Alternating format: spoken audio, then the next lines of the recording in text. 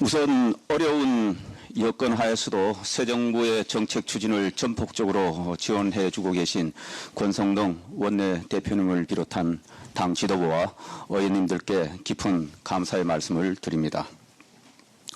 새 정부가 출범한 지 한 달여가 지났습니다. 정부는 출범 초부터 민생 안정을 최우선에 두고 소상공인 피해 지원 등을 위한 추경, 긴급 민생 안정 10대 프로젝트 등을 추진하였습니다. 최근 우리 경제는 복합 위기의 매우 엄중한 상황에 직면해 있습니다. 우크라이나 전쟁, 주요국 통화 긴축 등 대외 리스크가 크게 확대되며 고물가 상황이 지속되고 성장 둔화 우려도 확대되고 있습니다.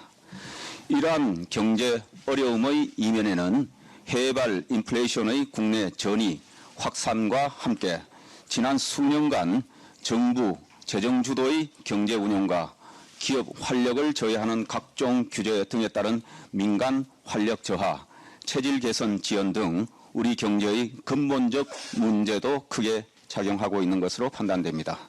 정부는 당면 위기 돌파 및 저성장 극복을 위해 경제 운영 기조를 과감히 전환하고자 4가지의 역점을 둔 새 정부 경제 정책 방향을 마련하였습니다.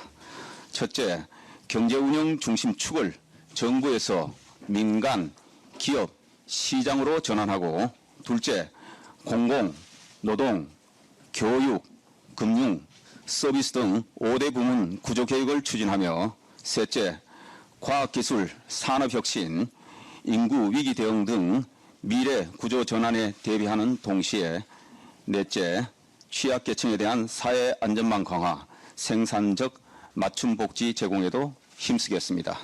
아울러 당면 현안인 민생경제 안정과 리스크 관리에도 만전을 기해 나가겠습니다. 다만 현재의 위기 상황을 돌파하기 위해서는 정부의 정책 노력만으로 한계가 있습니다. 앞서 말씀드렸듯이 최근 어려움은 해발 요인과 누적된 근본적 문제가 중첩되어 나타나 1, 2개월 내에 쉽게 호전될 상황이 아니며 상당 기간 고물가 속에 경기 둔화 양상이 지속될 전망입니다.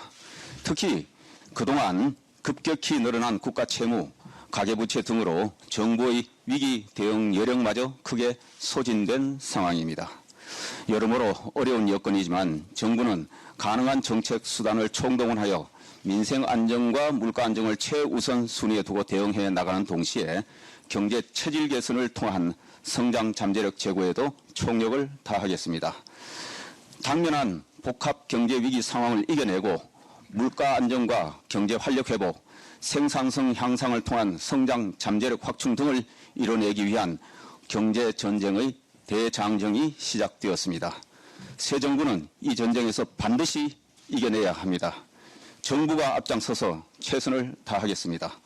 당과 국회도 현 경제 위기 상황을 이겨나가는데 함께 힘을 모아주실 것을 당부드립니다. 이상입니다.